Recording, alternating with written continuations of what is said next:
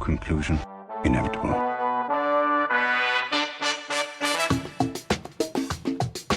It was a jump to conclusions, Matt. My conclusion was that this idea was not a practical deterrent. My only conclusion can be that it was a Sith Lord. In conclusion. Hello there, folks. Welcome back to In Conclusion, the only movie podcast that's just about a bunch of idiots doing stupid shit and dying. I'm Dan O'Keefe, and joining me as always is Anna Otto. Anna, how are you? I'm good, Dan. I'm a lot better than I was last week because I don't have COVID anymore. Hey! How are you? I'm good. I also don't have COVID, at least that I know of, knock on wood. Slay. No, I'm good. I'm fine. I'm regular. Jimmy I'm Lee regular. Curtis would be My proud. bowels. I rejoined Orange Theory, the gym for wine Wealthy, moms skinny white people. with big shoulders. Yes. How is it? It's the same as when I left. Man, I liked it. I wish it had been cheaper because I definitely would have stuck with it. Yeah, it's really expensive, but I think part of the reason it gets me to go is because I've compared to a regular gym where it's like $30 a month, I'm like, eh. Yeah. Yeah. But then with how expensive it is, like, no, I'm really wasting money if I don't go. Mm-hmm. But there was a benchmark today of a 12-minute run, see how far you can get. I bet you did a good job. Thank you. Your bet is You're right. 1.84 miles in 12 minutes. Mm. But that's that is not transferable to the real world. I run Why so not? much faster on a treadmill than I do in real life because I'm not propelling myself. I'm just bouncing up and Oh. down. That's true. That's true. But you know what? That's still pretty good. Yes. Thank you. You're welcome. I'm here to gas you up today. Gas me up. Fill me with some nitrous. I will. Send me Slay, up King. above a college football game. I'll be the blimp. Ooh. Sounds fun. Probably cold. Probably.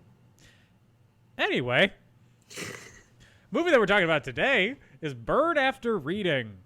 Mm-hmm. Directed by Joel and Ethan Coen, written by Joel and Ethan Coen, produced by, you'll never guess, Joel and Ethan Coen. Shocked. Starring George Clooney, Frances McDormand, John Malkovich, Tilda Swinton, Richard Jenkins, Brad Pitt, and J.K. Simmons popping up there. Slay King. We love J.K. Simmons. Released on September 12th, 2008, one day after the 7th anniversary of the 9/11 attacks. Okay. Uh-huh. Yep. Mm-hmm. That is With- correct. It's not technically wrong. With a budget of $37 million, this basically small black comedy made $163 million at the box office, which seems absurd today that it made that much. Yeah. Because I definitely have heard of it in the past, but I'd never watched it before. So, like, it's made it to my radar, which is a big That's deal. big. That's really big. Yeah. Not much gets there. No. You have to be really good. You have a very faulty radar. My radar is so broken. On Rotten Tomatoes, it has a 78% approval rating, saying, with Burn After Reading, the Coen brothers have crafted another clever comedy thriller with an outlandish plot and memorable characters. At the 2008 Academy Awards, it was nominated for nothing. Oh, hope you're hungry for nothing. However, at the 2009 AARP Movies for Grown-Ups Awards, it was nominated for Best Actress for Frances McDormand, Best Supporting Actor for John Malkovich, and Best Screenwriter for Joel and Ethan Coen. It lost all of them. I am so tired. Oh, there's movies for grown-ups? The AARP Movies for Grown-Ups Awards. Okay. I just wanted They to are- make sure I heard that correctly. Broadcast yearly on PBS. Okay. This most recent ceremony, Best Picture went to Top Gun Maverick. What's that song by Lady Gaga?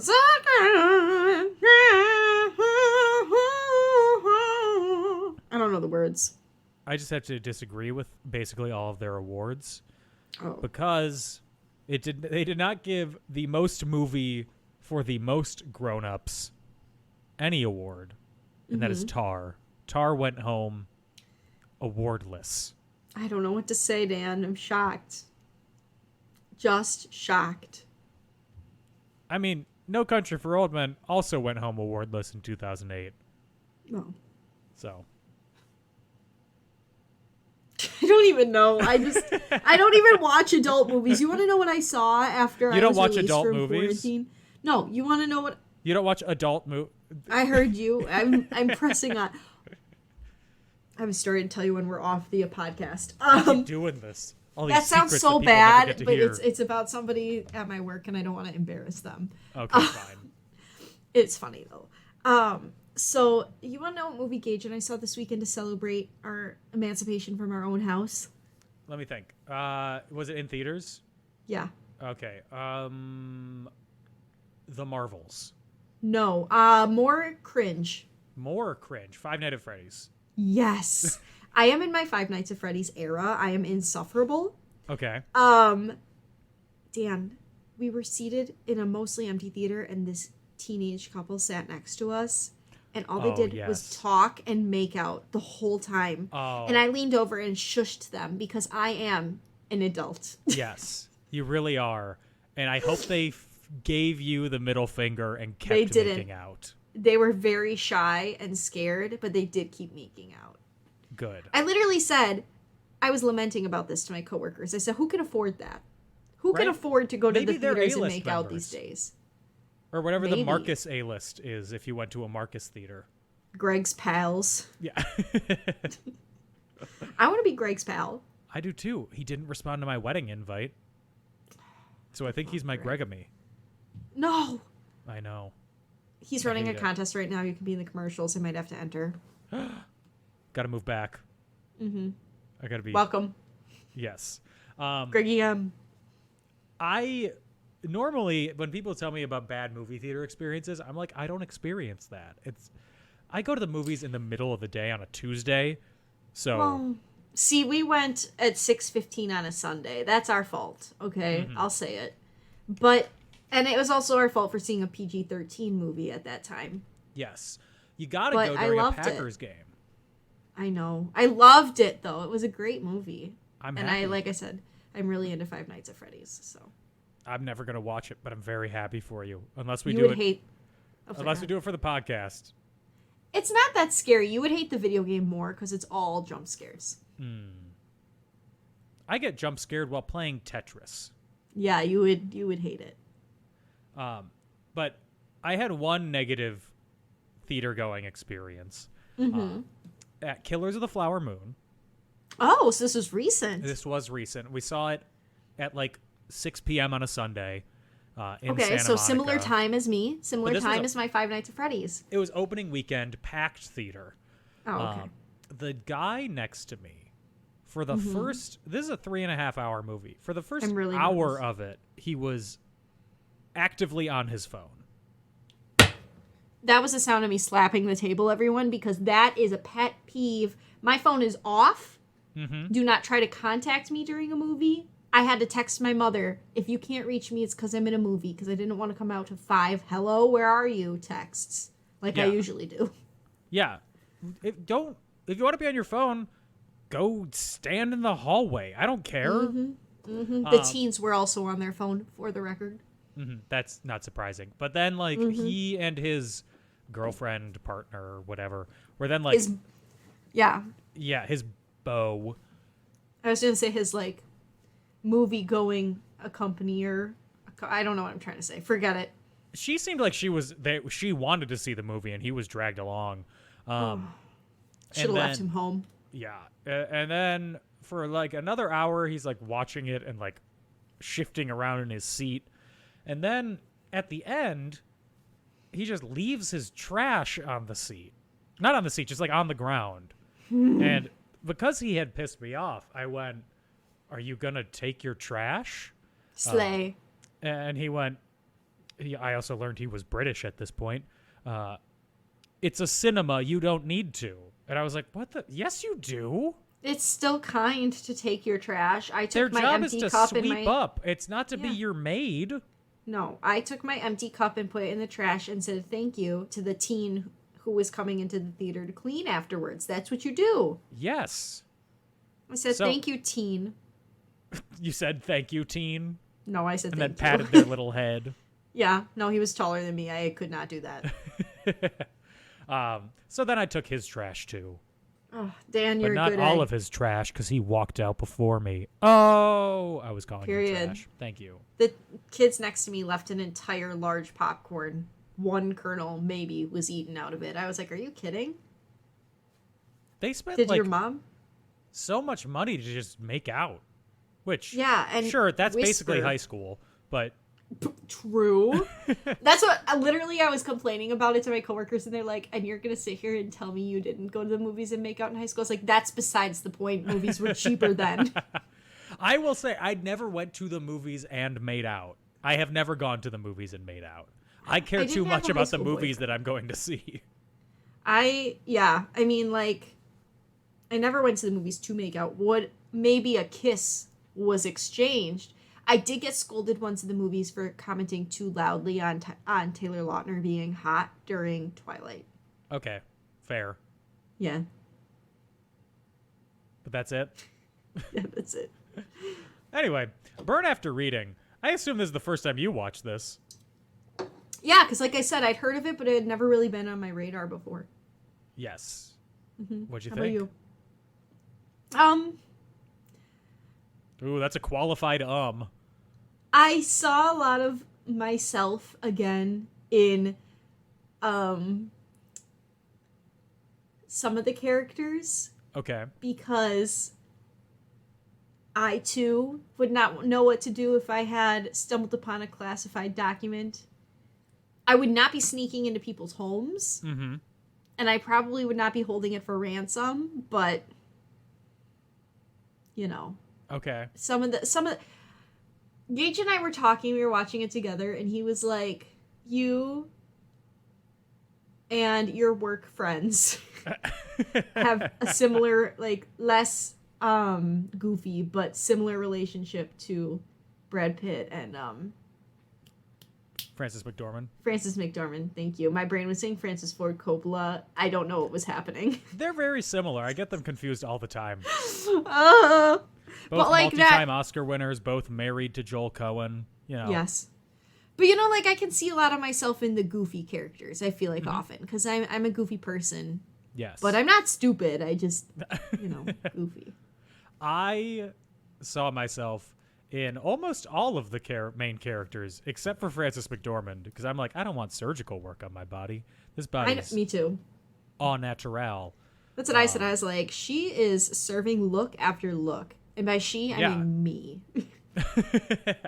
But So- I saw, like, Brad Pitt riding a bicycle. Oh, he's so mean. That was you through and through. The bicycle, Yes. I said, I was like, that's Dan. Dan, this is if you and I were holding things for ransom. Right? Mm-hmm. I thought this was really fun. It's so dumb. Mm-hmm. I think that they write.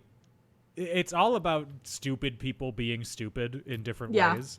And everyone, no one is redeeming or redeemable. No, absolutely not. I did love Brad Pitt's character, though. I thought he was the perfect himbo. Oh my God, he is the definition of himbo. I loved it. I love a good himbo. I thought you would want to hear about your shit.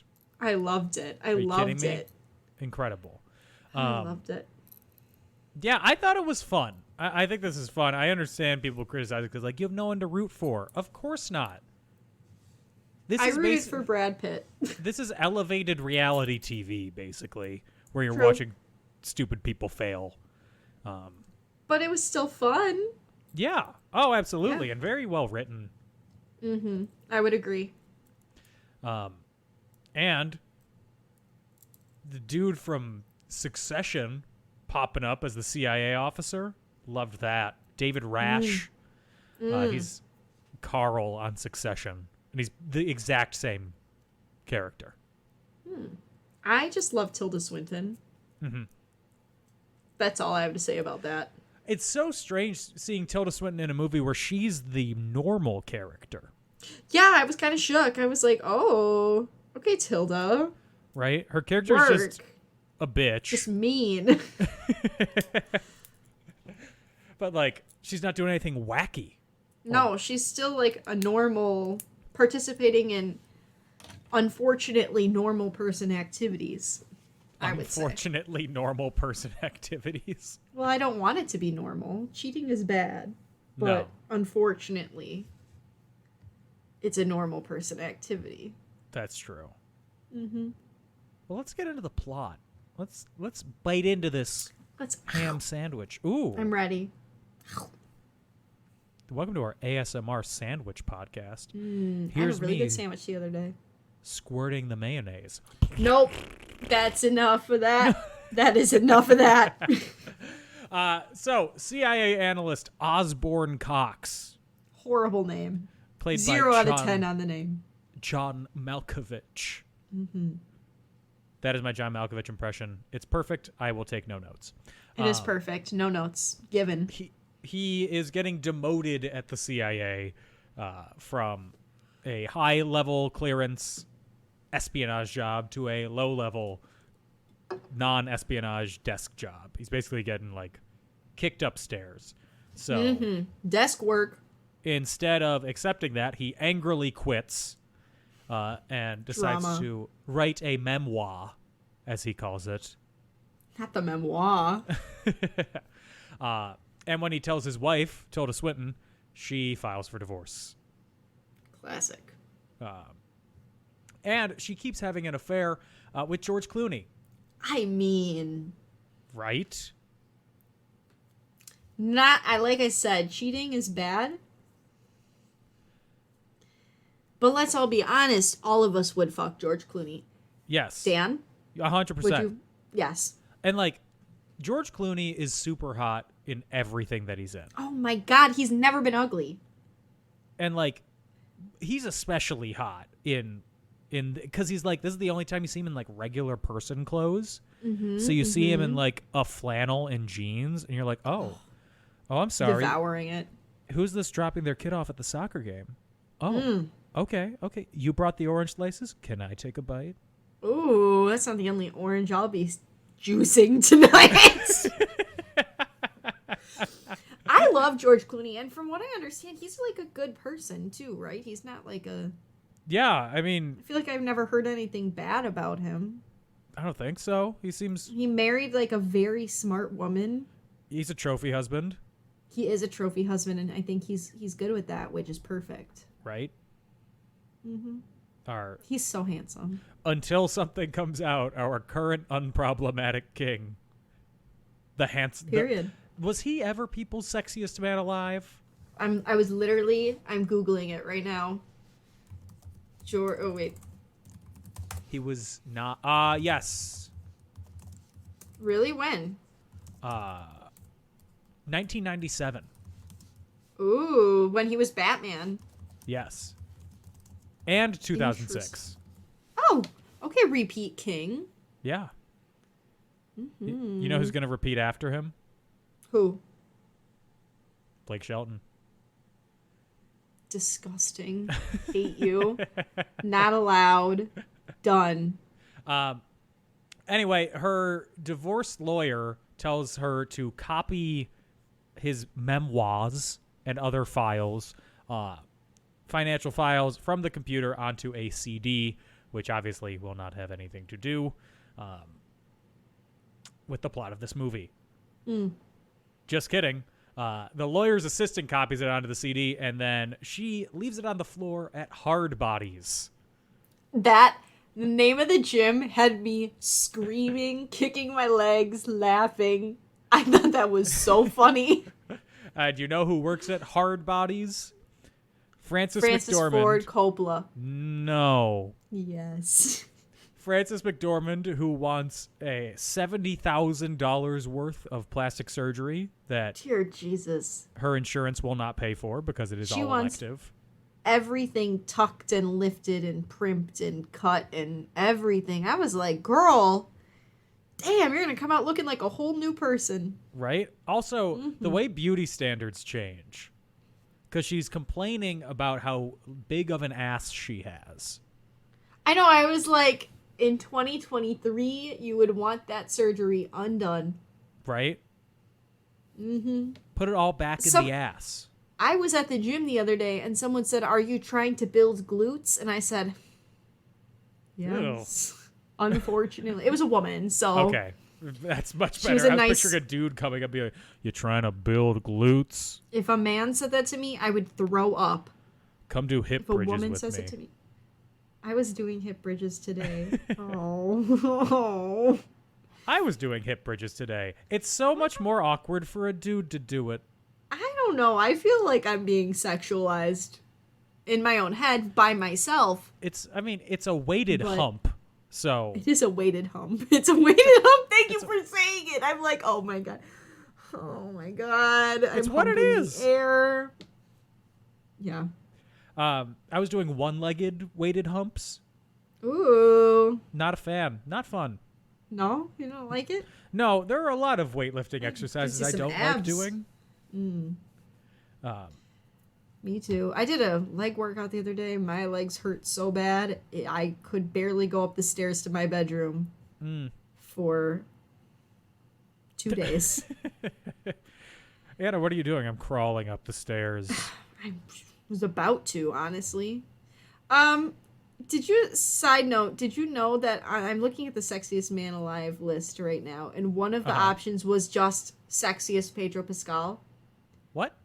Why wasn't the sexiest man alive then Pedro Pascal if they had a whole category for him, a very sexy man? I don't know. The options were Pedro Pascal with his dog, Narcos Pedro, Last of Us Pedro, and Mandalorian Pedro. Narcos Pedro is kind of giving. Yeah, with the I dark would hair. absolutely go Narcos Pedro. Why was it Patrick? I don't think he's that handsome. And I saw a video today that was like, look at Patrick Dempsey walking in this one scene of Grey's Anatomy. If you don't think he's sexy, you're going to have your mind changed. My mind was not changed.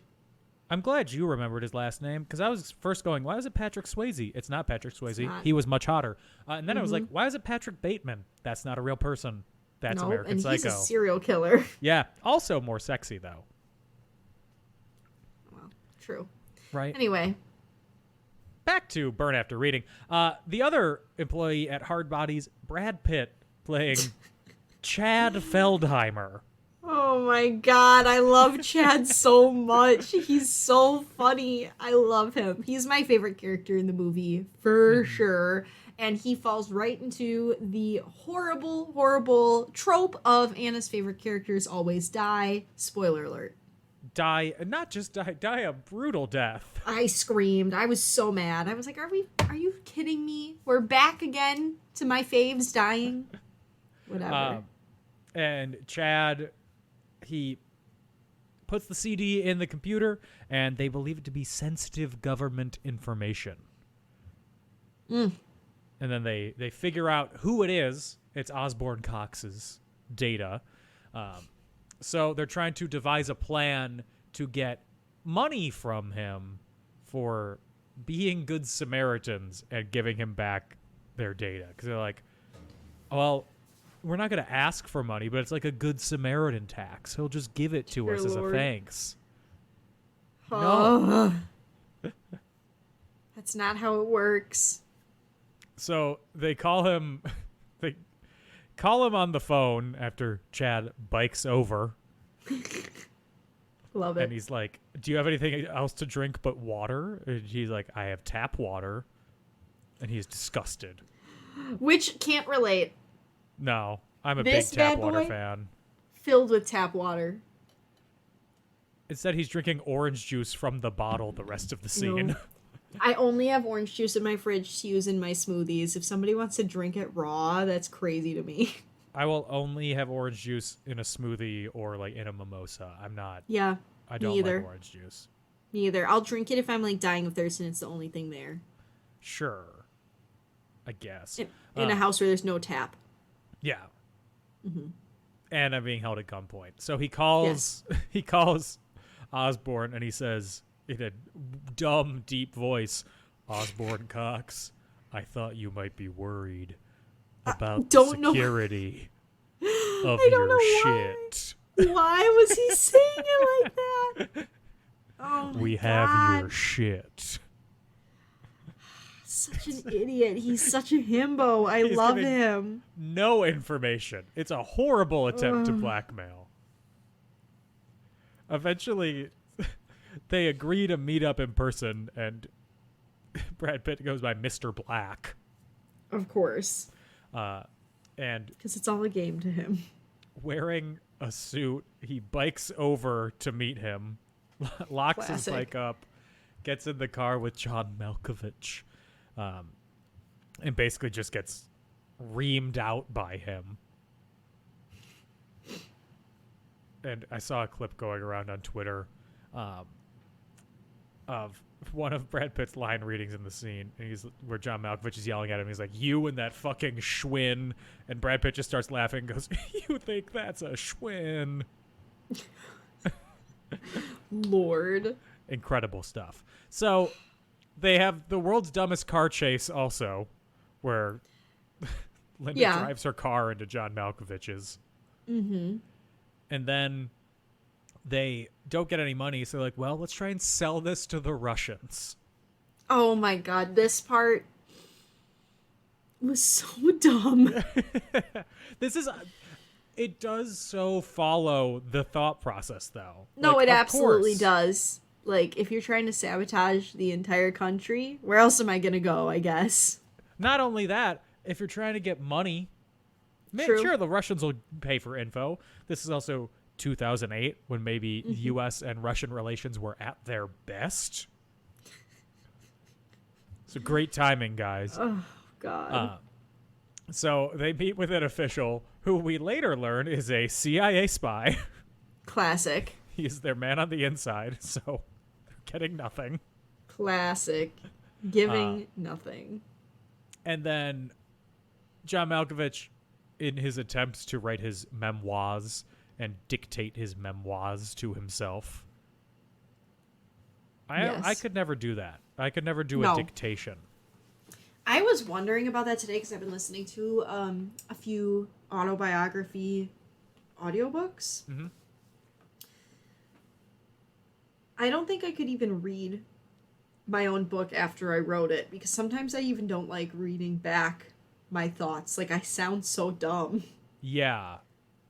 Oh, 100%. Like, if I ever journal or something, I don't want to read. I need years removed before I go back and read that. Right? It also makes me laugh because, like I said, I was reading some autobiographies. People who are writing their own autobiography just write how they speak. They're not trained writers. Yes. And people will ride you out on a rail for that. Like, people were saying about the Britney Spears autobiography. I just listened to it. I thought it was really good and, well written in her own voice. People were like, this was not well written. I was like, oh, okay, so we're just hating on how people talk now.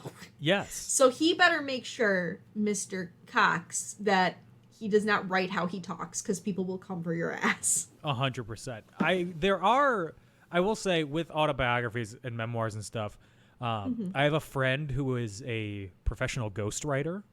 Ooh, that's kind of cool. So she would ghostwrite celebrity memoirs and stuff. And she and other people who do their job are super talented at writing in people's voices. Yes, and that's what people say. They're like, oh, Britney definitely had a ghostwriter. Then I'm like, well, then the ghostwriter... All of them have ghostwriters. Then the ghostwriter fucking wrote this perfectly in her voice. Yeah, it's incredible. Oh, that really pissed me off when I was reading the reviews and people were like, this doesn't sound like her. She didn't write this. I was like, do you guys not get how autobiographies work? They're not written by authors. Or were they saying doesn't sound like her because they listened to the audiobook and it literally wasn't her reading it? You're right. I couldn't listen to her reading a whole book. No offense. I listened to her read the intro, and she had such a gravelly voice, I wanted to rip my hair out. That's fair. Not the vibe. I'm listening to an audiobook of The Power Broker, a book about Robert Moses, New York City planner from the 30s to the 70s. It's a 57-hour-long audiobook. Absolutely not. And the guy who did this, he's definitely dead now, because this is from the 70s. He has the smoothest voice. It's incredible. Ooh. After we're done recording, I'll play part of it for you. Please I listened to it while biking, and it is such a distinct difference between me huffing up a hill and then this guy in my ear going so he purchased the waterfront land to build his highway. Yes. I love that. I can't wait to hear it. I look forward to it. So, back to the movie. Osborn gets kicked out, and his wife invites George Clooney to move in. Jeez Lord. And he is a serial dater who meets up with people on a dating site. Linda has been having trouble on her dating site. She's not matching up with people with senses of humor. Yeah, I can see why that would be an issue. Like when she took the one guy to the movies and he didn't even laugh a little bit, that wouldn't sit well with me either. I'd be like, are you crazy? Like, do you not like fun? And then she goes on a date with George Clooney, who is everything that she could hope for, everything that she could want. Another himbo. I love himbos. Right? I heart himbos. I was, during my volleyball game this week, this team we were playing was like, they're trying to move us back and forth on the court or something. And I was like, no, we're not. This team does not think while we play. Off the court, maybe. On the court, we're a bunch of dumb himbos just smacking the ball. Period. It's got to be giving playing with the boys, or I don't want it. Yes. Okay, not most. There's one dude on my team who is jacked and always shirtless, and that is so playing with the boys. Oh my god, that's himbo energy. Playing with the boys. So, George Clooney moves on in, and he's also dating Linda. And then Linda tells Chad to sneak into the house. Where it all goes wrong. Where it all goes wrong, to steal files from his computer.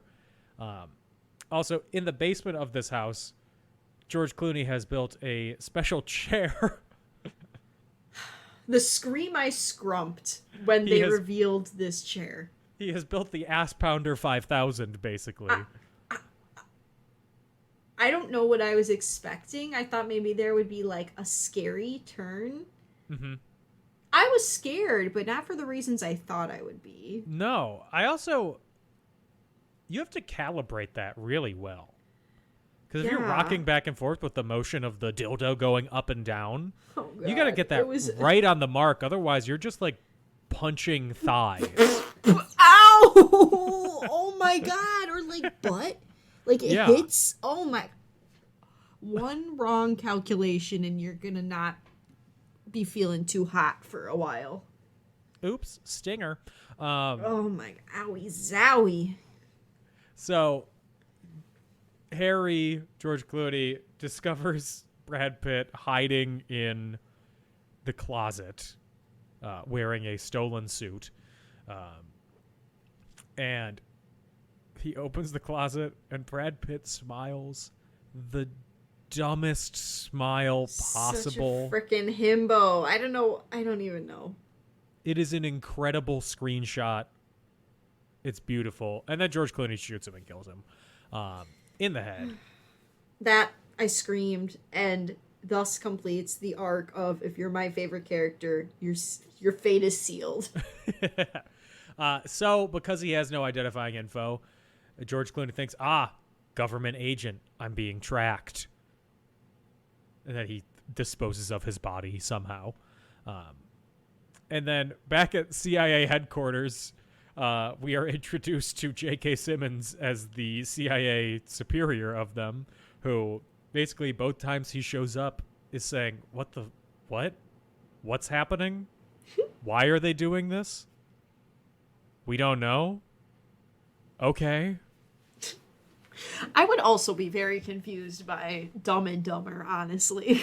Right? He seems like a very reasonable boss based on how he's reacting to all this news. Yeah, he does. He's not even freaking out. He's just like, okay, well, here we go, I guess.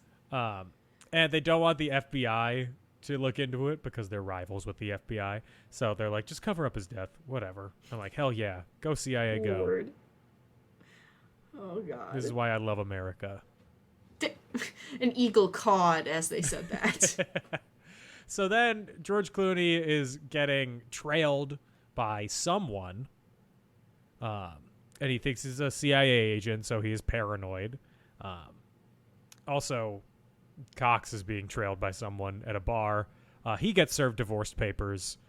That part had me screaming, Dan. Right? Is that what it's like in real life, do we think? When they're like, need to physically be there, hand it to him, and say you've been served. oh, I hate the part where you have to say you've been served. That feels like such a slap. But the part where he was like pretending to be his little friend. Right? Yeah. Oh my, I screamed, Dan. I had secondhand embarrassment. I love that. Why did it have to be so slick. public too, though?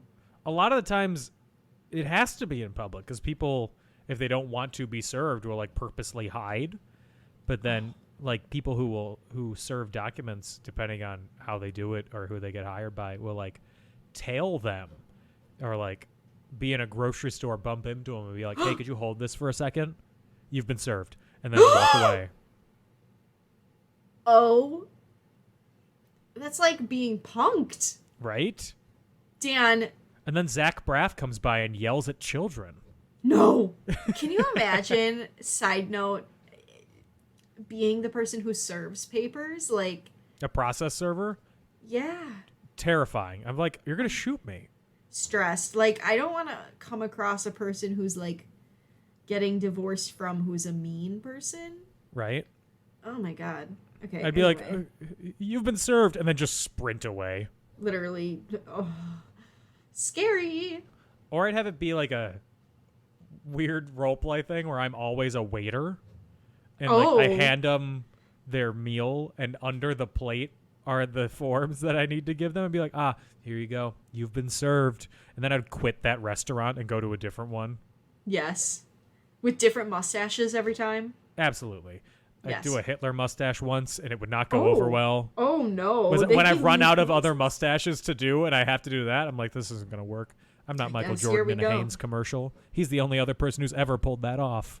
Oh, my God.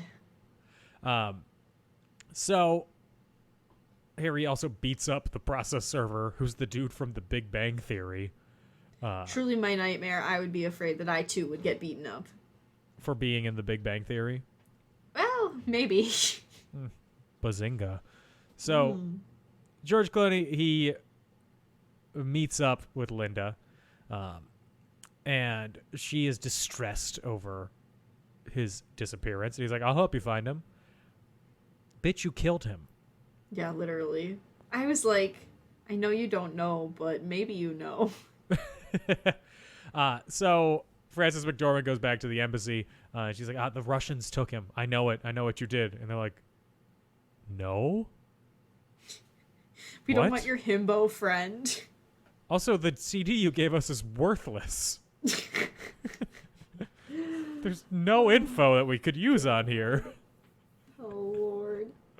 So she turns to the only person that she has left, her unrequited lover from Hard Bodies, the manager Ted, the saddest man in the movie. He is heartbreaking. He's so He's real, like, well, he used to be a priest, and I'm like, what happened? right? Yeah, what happens that causes you to leave the priesthood and become the manager at a Hard Bodies? That'll never not be funny to me. I'm so sorry. Like, that's such a stereotypical, like, gym name. Right? I love it. Come They to should open Real Abflex. God. Those are the exact kind of gyms I would never go to. Yeah. So he's like, okay, I'll sneak into the house and get more files. And then Linda tells Harry where her manager or Chad went before he disappeared. And he's like, oh shit, I shot him. And then he looks around and he thinks he's being tailed by all the other people who are in the park when they are just people in the park and they're in Washington, D.C. So that's why everyone looks that way. Literally. So he gets super paranoid and he thinks that Linda is a spy, so he runs. And then John Malkovich popping back up in a fit of rage after the locks have been changed at his house. Oh my God. He breaks into the house with a hatchet, gathers up all the liquor he wants, goes into the basement, finds Ted, the manager, down there, shoots him in the arm, or the shoulder. That part made me sad. That part honestly made me sad, because Ted deserved better, honestly, because he clearly was just down bad for Linda. 100%. Yeah. And then he runs outside, and Cox beats him to death with a hatchet. Yeah. Anyway, back at My boy deserved better. My boy deserved better. And then we basically get the postscript of the movie, which is the two CIA agents talking to each other. He tells them everything that's happened. A CIA officer saw him attack Ted, who isn't dead. He's in a coma. Sorry, no. Cox is in a coma. He got shot. Ted is dead. He was beaten to death with a hatchet. Oh, yeah. Okay. Yeah. George Clooney tried to flee to Venezuela, and the CIA agent is like, I can't imagine why he would go to Venezuela. And J.K. Simmons is like, we don't have an extradition treaty with them, you idiot. Oh, yes. He's a high level himbo, honestly. Yeah, everyone in this movie is a bunch of himbos. My dream. And they have him detained at the airport, and the director's like, nah, let him go. Whatever. It'll be easier just to let him go. And then Linda has been arrested, but will keep quiet if they pay for her plastic surgery. Linda. And the director's like, what the fuck? Sure, I guess. That part was good. That part made me laugh. And that's the end of the movie. That's Burn After Reading.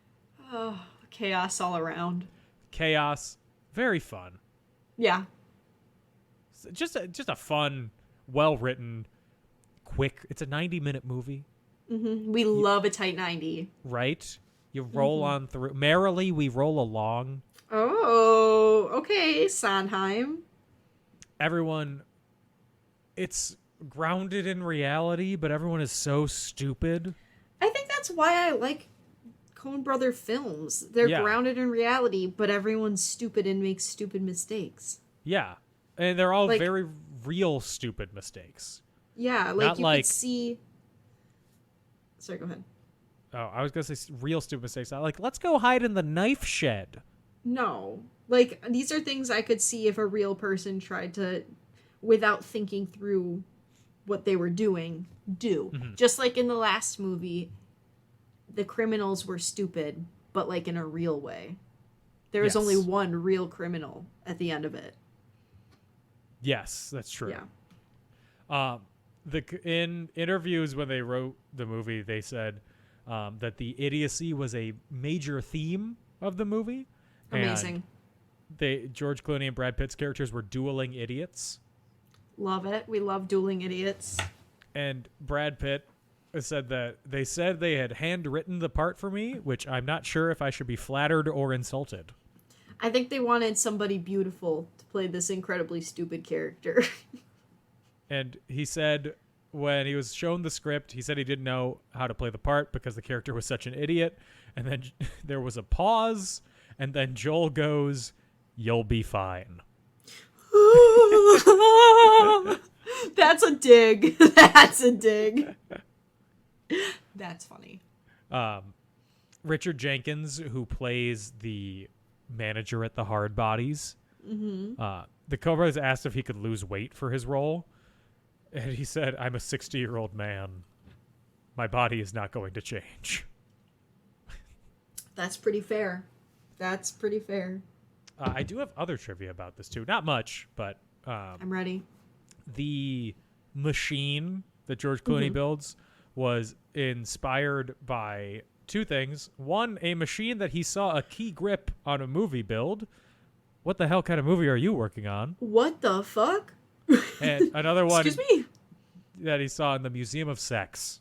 Okay, yeah, that A lot makes more sense. fitting. I feel like that George- place is bonkers. I could go there. I'm going to New York soon. It could be an adventure. It could be the time. Yes. Is it near me? Maybe. George Clooney, it was his idea to have his character wear a gold chain. I thought it was sexy. It would make him look ordinary and a bit old-fashioned, was his. I thought it was sexy. Good to know. It's on record that I find Gold chains sexy. Yeah. But Yeah, like I know the simple one, like I don't want like the You know what I'm getting engaged for Christmas? I would. It could be a fun time.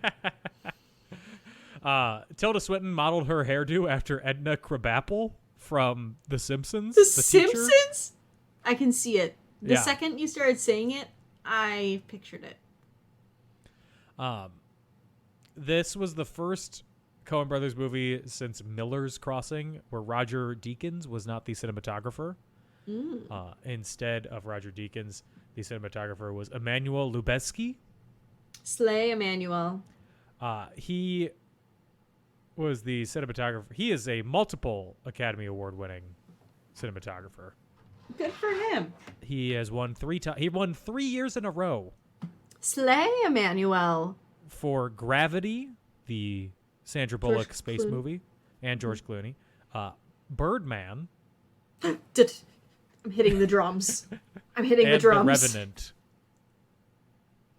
That's a one-wheel Poulter movie. I can't see. My husband, I'm sorry. I just cannot do it. It's a great movie. I love it. Too boring. He was also the cinematographer for Amsterdam. That movie sucked. That's really all the trivia I have. There's not a lot. There's no sequel. That doesn't need one. No. What would it be? They're all dead. George Continue Clooney to of Venezuela? Literally. Tilda didn't die, did she? No, she didn't. She turned out fine, I guess. George Clooney's wife didn't die either. She's just Oh yeah, she With was Dermot off with her Mulroney. new husband. Or her new boyfriend, I mean. the actor Dermot Mulroney. Real person. Yeah, that is it. Do you have anything else to add about it?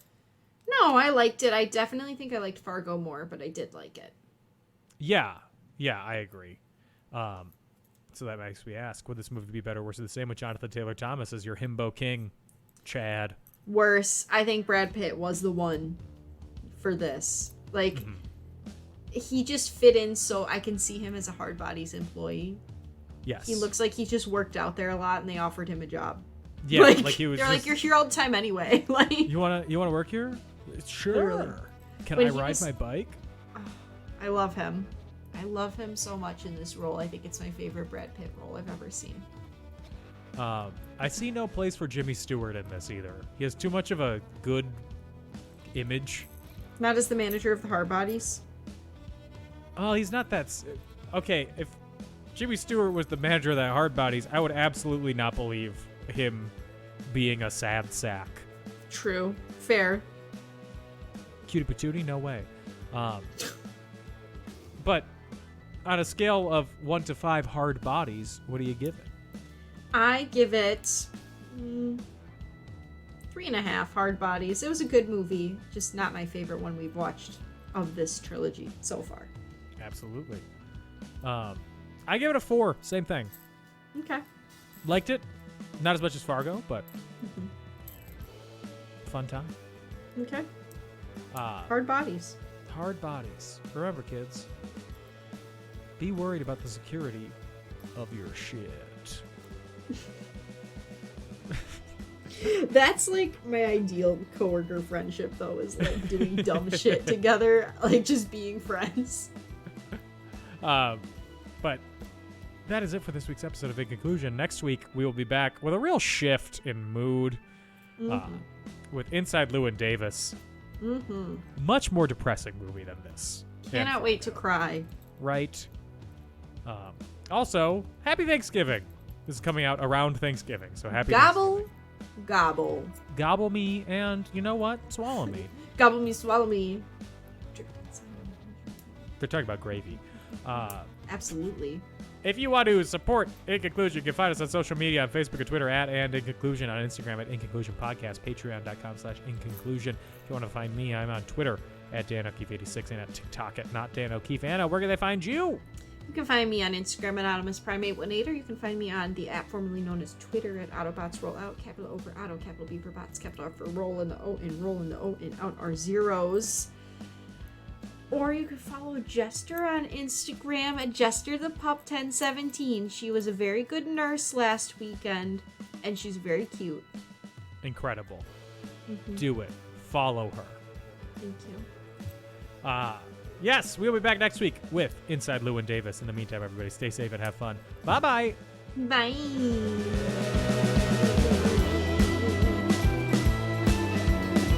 So I just kind of got lost in the sauce.